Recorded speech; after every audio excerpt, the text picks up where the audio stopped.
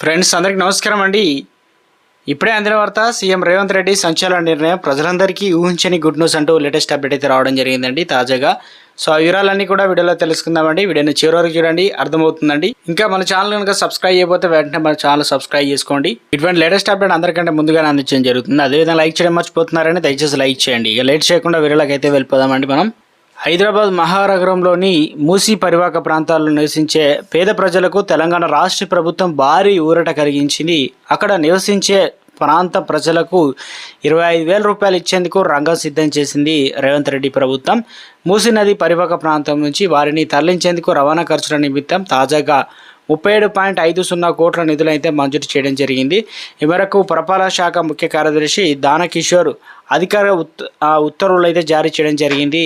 ఈ నేపథ్యంలో 1,500 మంది దాదాపు 15,000 మంది కుటుంబాలకు 25,000 రూపాయల చొప్పున ఆర్థిక సాయం చేయనుంది తెలంగాణ రాష్ట్ర ప్రభుత్వం. అయితే ఈ డబ్బులు ఎవరికి అందాలనే దానిపై కలెక్టర్లు అధ్యయనం చేయబోతున్నారు. అసలు లబ్ధిదారులను గుర్తించి డబ్బులను పంపిణీ చేయబోతున్నారు తెలంగాణ రాష్ట్ర ప్రభుత్వం. ఈ మేరకు తెలంగాణ పురపాలక శాఖ ముఖ్య కార్యదర్శి దానకిషోర్ ఆదేశాలు అయితే జారీ చేయడం